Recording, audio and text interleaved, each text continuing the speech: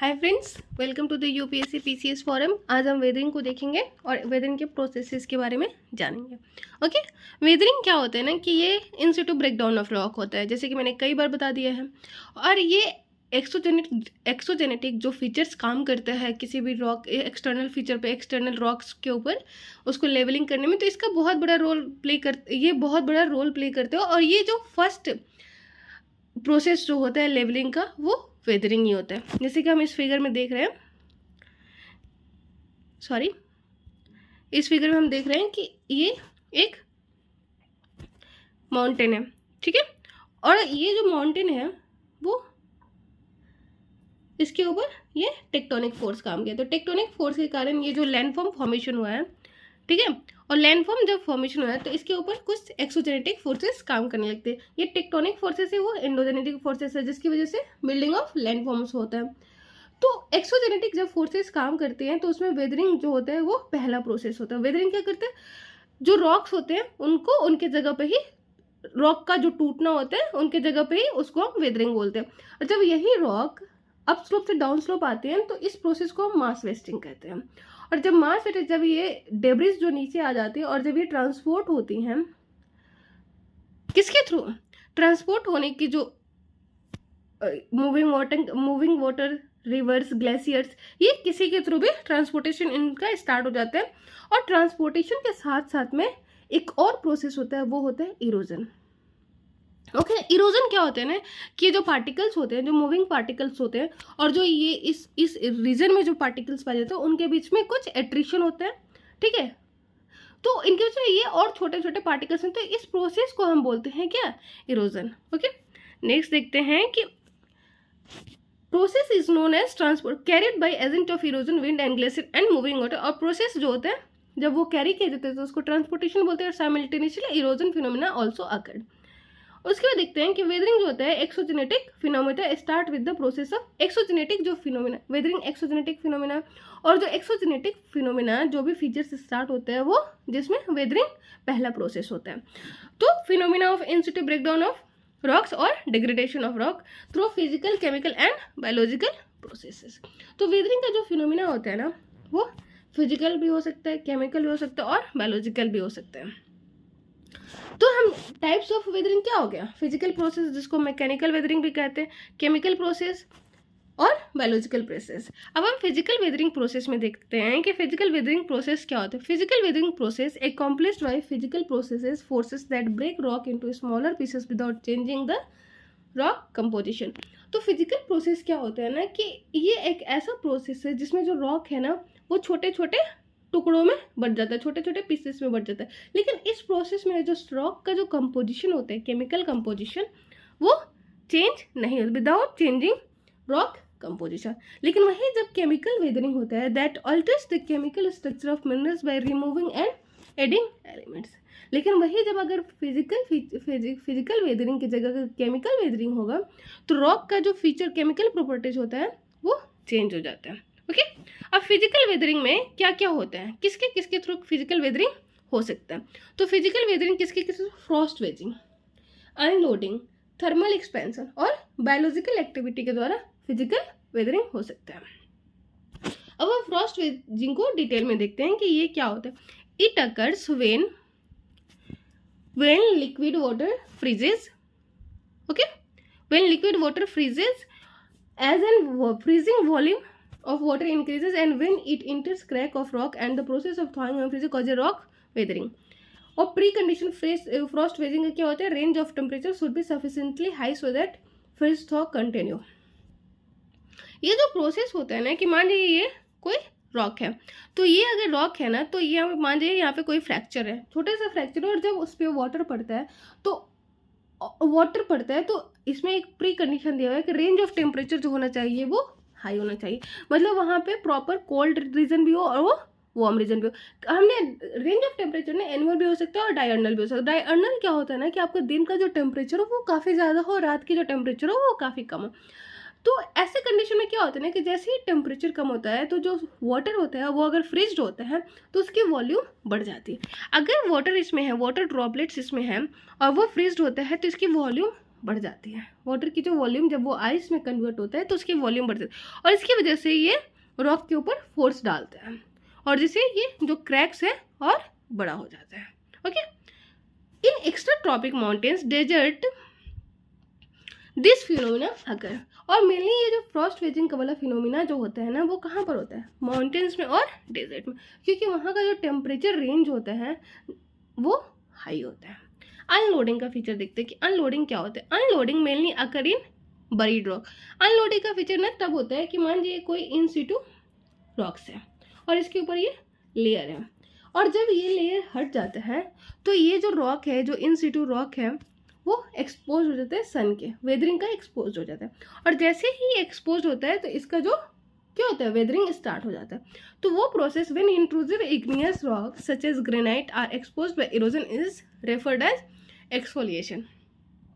तो जब ये जो रीजन है, ठीक है, वो एक्सपोज हो जाता है और इसकी वजह से जो इरोजन होने लगता है तो इस प्रोसेस को हम क्या बोलते हैं, एक्सफोलिएशन कहते हैं, क्योंकि इसका जो अपर जो पार्ट था, अपर लेयर जो था वो हट गया था।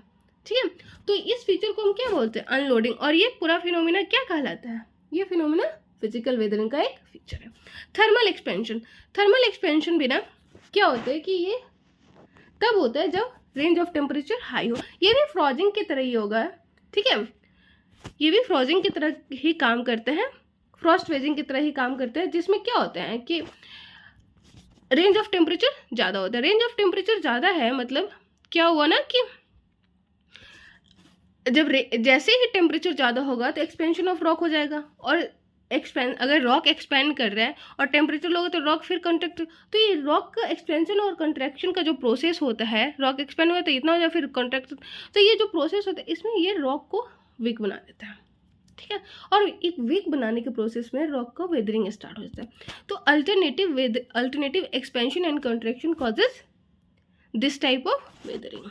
Okay, phenomena also referred as granular disintegration because not the whole rocks expand and contract but rather the grains of minerals undergo contraction and expansion at different rate, इसको grain. तो ये जो फिनोमिना होते हैं ना ये पूरे रॉक्स में नहीं होते, जैसे कि ये पूरा रॉक्स है तो ये पूरे रॉक्स का फीचर नहीं होता है, ठीक है, ये किसी रॉक के किसी पार्ट्स में होते हैं और यहाँ पे एक्सपेंशन और कॉन्ट्रैक्शन दोनों ही होता है। जब एक्सपेंशन और कॉन्ट्रैक्शन होगा तो क्या होता है ना कि वो छोटे पार्ट में होता है, छोटे पार्ट में हो रहा है तो उसको हम ग्रेन्स बोलते हैं। ये जो पूरे रॉक का अगर छोटे पार्ट में हो तो उसको ग्रेन, और अगर छोटे पार्ट में एक्सपेंशन और कॉन्ट्रैक्शन हो तो उसका डिसइंटीग्रेशन होने लगता है। ठीक है, तो इसलिए हम इसको ग्रेनुलर डिसइंटीग्रेशन भी इस फिनोमिना को बोलते हैं। ओके, नेक्स्ट देखते हैं। नेक्स्ट फिनोमिना है result of plant and animal activities की वजह से क्या होता है, फिजिकल वेदरिंग।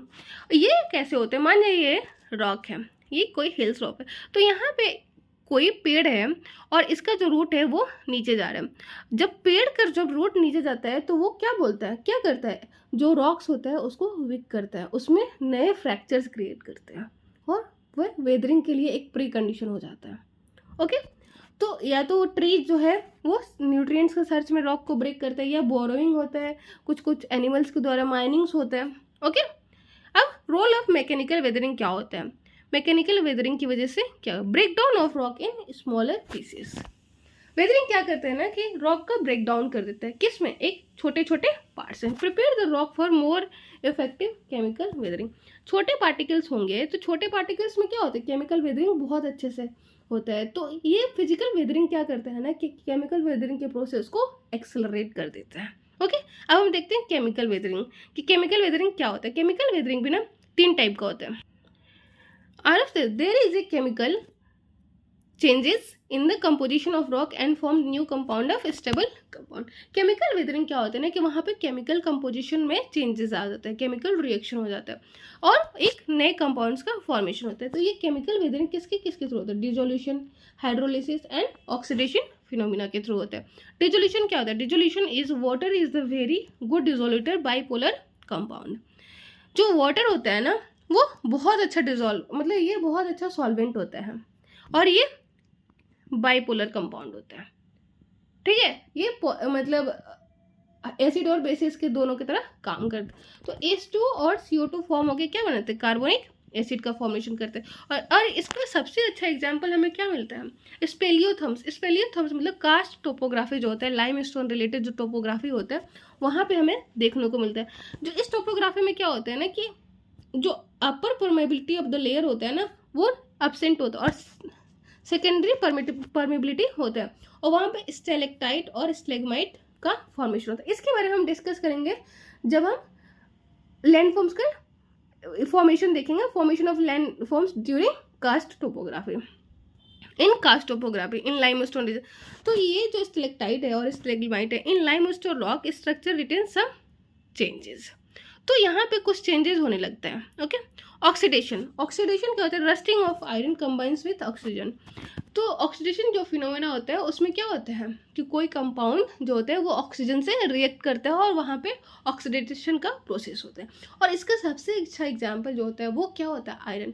आयरन में जो रस्टिंग स्टार्ट हो जाता है तो ये जो रस्टिंग जो प्रोसेस है वो ऑक्सीडेशन की वजह से होता है, ठीक है। और आयरन में रस्टिंग होता है वो फास्ट होता है। Water behaves as a catalyst not directly involve in the reaction. और इस प्रोसेस में जो होता है ना कि अगर वाटर अवेलेबल हो तो वहाँ पे रस्टिंग फास्ट होगा। ऑल्दो रस्टिंग में क्या होता है ना कि ऑक्सीडेशन प्रोसेस में जो वाटर होता है वो डायरेक्टली पार्ट नहीं लेता है, लेकिन वो कैटलिस्ट की तरह बिहेव करता है। और कैटलिस्ट क्या करता है, कैटलिस्ट रिएक्शन को और तेज कर देते हैं, एक्सेलरेट करते हैं। Iron present in the rock undergo the process of oxidation as oxidation is important for decomposing of iron rich mineral. तो जो भी रॉक्स जो होते हैं जहाँ पे आयरन होता है, जो आयरन रिच रॉक्स होते हैं वहाँ पे ऑक्सीडेशन का प्रोसेस जो होता है, वेदरिंग का जो प्रोसेस होता है वो ऑक्सीडेशन की वजह से ज़्यादा होता है। और ये क्या करते हैं ना कि ये आयरन रिच मटेरियल्स वो डिकम्पोजिशन वहाँ पे स्टार्ट हो जाता है, किसका, रॉक्स का डिकम्पोजिशन ज़्यादा, क्योंकि उसमें आयरन ज़्यादा है तो वहाँ पे ऑक्सीडेशन ज़्यादा होगा। Hydrolysis, it is mainly related with the silicates compound and form stable. Hydrolysis का फिनोमिना ना मेनली सिलिकेट्स कंपाउंड के साथ देखा जाता है, ठीक है। और इनका रोल क्या होता है, ये भी वेदरिंग करते हैं। तो केमिकल कंपोजिशन, जो केमिकल वेदरिंग होता है उसमें हाइड्रोलिसिस होता है, उसमें ऑक्सीडेशन होता है। ओके, नेक्स्ट देखते हैं क्या है फैक्टर्स अफेक्टिंग वेदरिंग। वेदरिंग को कौन कौन से फैक्टर अफेक्ट करते हैं। Climate affect weathering in two ways, directly और इनडायरेक्टली। क्लाइमेट जो होता है ना वो वेदरिंग को दो तरीके से अफेक्ट करते हैं, कैसे, डायरेक्टली और इनडायरेक्टली। डायरेक्टली कैसे करते हैं, थ्रू वेरियस पैरामीटर। डायरेक्टली में वेरियस पैरामीटर जैसे कि temperature, average, actual and range of temperature का बहुत बड़ा रोल होता है कि किसी भी रीजन के, जैसे हमने अभी देखा रेंज ऑफ टेम्परेचर का कितना बड़ा रोल होता है किसमें, फिजिकल वेदरिंग में। फ्रॉस्ट वेजिंग जो होता है उसमें फिजिकल वेदरिंग जो होता है उसमें कितना बड़ा रोल होता है, रेंज ऑफ टेम्परेचर का, ठीक है। With 10 degree Celsius rise in temperature, rate of chemical weathering is double. अगर टेम्परेचर 10 डिग्री से बढ़ जाए तो वहाँ का जो केमिकल रिएक्शन होगा, केमिकल वेदरिंग होगा, वो डबल हो जाएगा। ओके, वाटर का भी बहुत बड़ा रोल होता है किसमें, केमिकल वेदरिंग। अभी हमने देखा कि जो हाइड्रोलिसिस का जो प्रोसेस होता है, ऑक्सीडेशन का प्रोसेस, ऑक्सीडेशन में ऑल्दो जो वाटर है वो पार्ट नहीं लेता है, लेकिन वो उसका जो रिएक्शन होता है उसको एक्सेलरेट करता है। तो availability of rock, availability of water and role in chemical weathering. Precipitation impacts of weathering in the form of humidity, ठीक है। ह्यूमिडिटी ज़्यादा होगा तो वेदरिंग भी ज़्यादा होगा। अब इनडायरेक्टली कैसे इम्पैक्ट करता है weathering, through vegetation. Type of vegetation is reflection of climate present in that region. जैसे कि मैंने कई बार ये चीज़ बताया कि कहीं का भी जो वेजिटेशन होता है, किसी भी रीजन का वेजिटेशन इस बात को रिफ्लेक्ट करता है कि उस रीजन का जो टेम्परेचर है, उस रीजन का जो क्लाइमेट है वो कैसा है। ओके, अगर ट्रॉपिकल रीजन है तो वहाँ पे जो वेजिटेशन होगा वो क्या होगा, ट्रॉपिकल एवरग्रीन होगा। मॉनसून रीजन है तो ट्रॉपिकल डेसिडस होगा। सेमी एरिड है तो ग्रासलैंड होगा। तो जैसा रीजन होगा वैसा ही तो वहाँ का वेदरिंग होगा।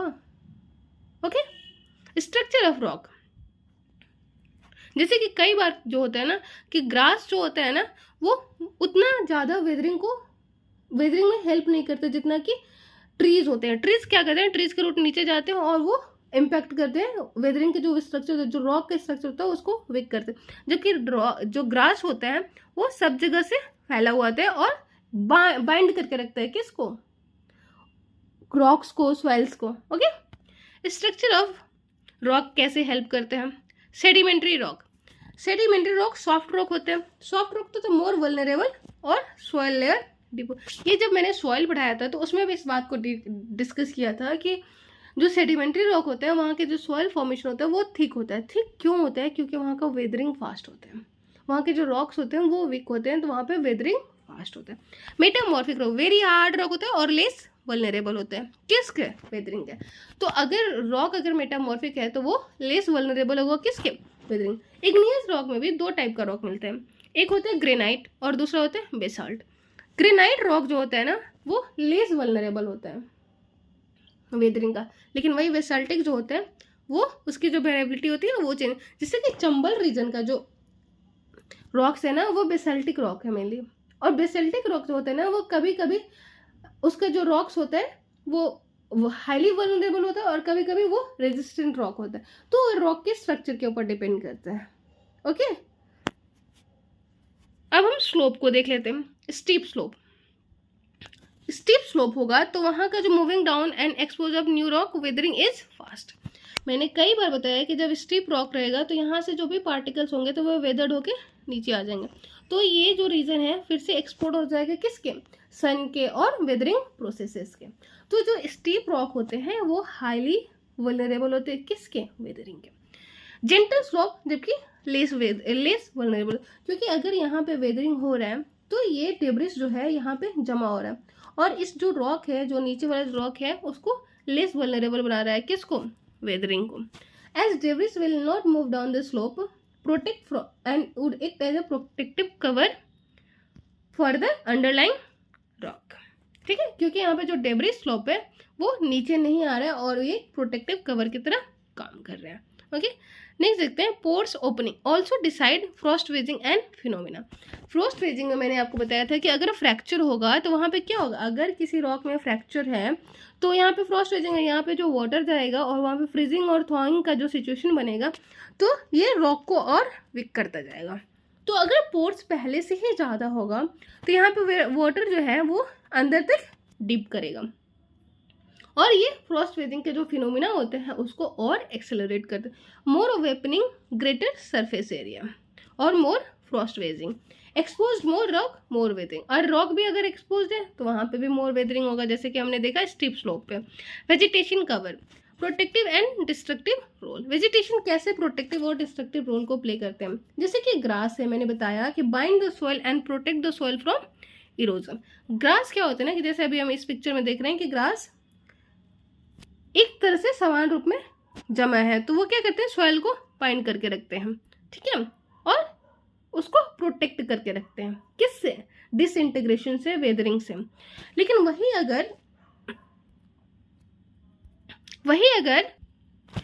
ट्रीज है तो ट्रीज क्या करते हैं ना कि trees and roots penetrate deeper down and the rock cause weathering. तो हम इस पिक्चर में देख रहे हैं कि ये ट्रीज जो है वो डीपर डाउन जा रहा है और इसके जो रूट्स है biophysical weathering and biochemical weathering through the leaf और रिट। तो बायोकेमिकल वेदरिंग किससे हो रहा है? लीफ के थ्रू हो रहा है। और बायोफिजिकल वेदरिंग किससे हो रही है? ये जो रूट्स जो नीचे हैं वो रॉक के नीचे रॉक को और ज़्यादा पेनिट्रेट कर रही है। ओके, नेक्स्ट देखते हैं ह्यूमन एक्टिविटीज़ का क्या रोल होता है वेदरिंग में। Profound agent of the weathering is profound agent of faster than the जो नेचुरल वेदरिंग होता है उससे जो फास्ट वेदरिंग होता है किसमें? Human generated weathering. Weathering natural weathering से ये जो मच फास्ट होता है, जैसे माइनिंग थ्रू ब्लास्टिंग मशीन्स और अदर। कई बार आजकल हमें देखने को मिलता है कि हम माइनिंग को ना ब्लास्ट करके करते हैं तो उसका जो स्लोप होता है वो उसको डीएक्टिविटी स्टेबलाइज कर देता है। उस रीजन का जो रॉक स्ट्रक्चर है, रॉक कंपोजिशन तो डिस्टेबलाइज नहीं होता है, जो उसका जो स्ट्रक्चर होता है उसको डिस्टेबलाइज करता है, उसको वीक कर देता है। तो ये और ज़्यादा ही वेदरिंग को एक्सेलरेट कर देता है। ठीक है, इसका हम डायरेक्टली रोल देखते हैं कि डायरेक्टली ये कैसे रोल प्ले करेगा, माइनिंग और कंस्ट्रक्शन। तो माइनिंग का मैंने कई बार बताया कि जो मेघालय माइनिंग और जो यहाँ पर अरावलीज का जो माइनिंग होता है वहाँ पे हम कई बार माइनिंग के जो प्रोसीजर हो उसको बिना इकोलॉजिकल प्रोसेस को बिना फॉलो किए हम ब्लास्ट माइनिंग को प्रेफर कर देते हैं। और ब्लास्ट माइनिंग क्या होती है कि वहाँ की जो रॉक स्ट्रक्चर होती है उसको वीक कर देती है और वो उसको वल्नरेबल कर देती है। किससे रिलेटेड? वो रॉक के वेदरिंग को वल्नरेबल कर देती है। Deforestation and devegetation of rock. Deforestation और डिवेजिटेशन क्या करते हैं, रॉक को एक्सपोज कर देता है, किसके लिए, वेदरिंग के लिए। ग्लोबल वार्मिंग जो कि अभी का सबसे हॉट टॉपिक बना हुआ है, ठीक है। ग्लोबल वार्मिंग का जो इम्पैक्ट है वो हर जगह हमें देखने को मिलता है, और इसने सारे फीचर्स जो वेदरिंग का जो फीचर्स है उसको और ज़्यादा एक्सेलेरेट कर दिया है, ठीक है। टेम्परेचर इंक्रीजेज मतलब केमिकल वेदरिंग इंक्रीजेज, क्योंकि जो केमिकल वेदरिंग होता है वो मेनली किसके ऊपर डिपेंड करता है, टेम्परेचर के ऊपर, ठीक है। Role of weathering, begin the process of gradation levelling of earth surface. Weathering का क्या रोल होता है, वेदरिंग का सबसे बड़ा जो रोल होता है ना, वो जो लेयर है, जैसे ये माउंटेनस लेयर है तो इसको डिसइंटीग्रेट करके क्या करते हैं, जैसे ये डिसइंटीग्रेट हुआ तो इसको लेवल करता है, ठीक है। तो उसका काम होता है leveled up the region, produce various landform, debris slope, exfoliation, domes. जो वेदरिंग का जो प्रोसेस होता है, एक्सफोलिएशन हमने देखा कि जो भी इंट्रूसिव रॉक होते हैं उसको एक्सपोज कर देता है, तो वहाँ पे एक्सफोलिएशन का फिनोमेना होता है, डोम्स का क्रिएशन होता है, डेब्रिस का, okay, lead to formation of soil type. Weathering define characteristics of soil, physical weathering coarse texture of soil, chemical weathering fine texture of soil. Physical weathering मैंने स्टार्टिंग में ही आपको बताया कि फिजिकल वेदरिंग क्या होता है, डिसइंटीग्रेशन ऑफ द, मतलब वहाँ पे जो रॉक का जो बड़ा स्ट्रक्चर होता है, बोल्डर टाइप स्ट्रक्चर होता है, वो छोटे छोटे पार्टिकल्स में चेंज होता है। तो छोटे छोटे जो पार्टिकल्स होते हैं वो इतना छोटे नहीं होते हैं, वो कोर्सर सैंड टाइप का निर्माण करते हैं, कोर्सर पार्टिकल्स होते हैं, वो पेबल्स कोबल्स ये जो होते हैं उनकी साइज का होते हैं, उनकी जो वेदरिंग होती है। लेकिन जो केमिकल वेदरिंग होती है वो रॉक की कंपोजिशन को भी अल्टर करती है, और रॉक की कंपोजिशन को अल्टर करके ये उसको फाइन पार्टिकल्स बनाती है, ओके। फॉर्मेशन ऑफ मिनरल्स और warm climate precipitation removes silica bases lead to increased concentration of aluminum and ferrous main phenomena by chemical weathering। मैंने ये चीज़ आपको बताया था सॉइल में कि जब लीचिंग होता है, लीचिंग जो लेटोसोल्स होता है, लेटोसोल्स में क्या होता है कि लिस्ट आउट हो जाता है, क्या चीज़, सिलिका का लिस्ट आउट, डिसिलिकेशन वाला प्रोसेस होता है। तो वहाँ पे क्या बच जाता है, वहाँ पे बचते हैं एल्युमिनियम और फेरस। तो ये जो प्रोसेस होता है, डिसिलिकेशन वाला जो प्रोसेस होता है, leaching out of the layer होता है और डिसिलिकेशन होता है, ये क्या होता है, ये केमिकल वेदरिंग को प्रमोट करता है। हमने चिलेशन वाला भी देखा था, सिलिकेशन प्रोसेस जो कि टेम्परेट रीजन में होता है, और वहाँ पे क्या होता है कि जो एल्युमिनियम और फेरस होते हैं वो चिलेट्स जो कॉनिफेरस प्लांट जो रिलीज करते हैं उनके साथ कंबाइंड होकर क्या करते हैं, वो सॉल्युबल हो जाता है, और वहाँ पे क्या बच जाता है, सिर्फ सिलिका, सेस्किक ऑक्साइड का फॉर्मेशन होता है, और वहाँ पे सिर्फ सिलिका बच जाता है, और सिलिका का जो ये नंबर है, मतलब उनका जो लेयर है वो सिलिकेशन वाला प्रोसेस हो जाता है, सिलिकेट्स हो जाता है, सिलिकेट्स बन जाता है वहाँ पे। और सिलिकेशन जिसकी वजह से जो वहाँ का चिलेशन की वजह से क्या होता है ना कि एल्युमिनियम और फेरस नहीं रहता है। तो हमने देखा था कि उसमें केमिकल वेदरिंग का कितना बड़ा रोल होता है। अब हम कल देखेंगे कि मास वेस्टिंग क्या होता है। जैसे कि मैंने आपको अभी स्टार्टिंग में ही बताया था कि मास वेस्टिंग ज़्यादा कुछ नहीं होता है, वो अगर ये जो वेदरिंग हो रहा है यहाँ पे, और जब वेदरिंग होते हैं तो ये अप स्लोप से डाउन स्लोप कोई भी चीज़ आती है, ये वेदरिंग जब पार्टिकल्स अप स्लोप से डाउन स्लोप आते हैं तो उनको हम क्या बोलते हैं, मास वेस्टिंग। तो ओके, आज के लिए इतना ही। Okay friends, bye, good night.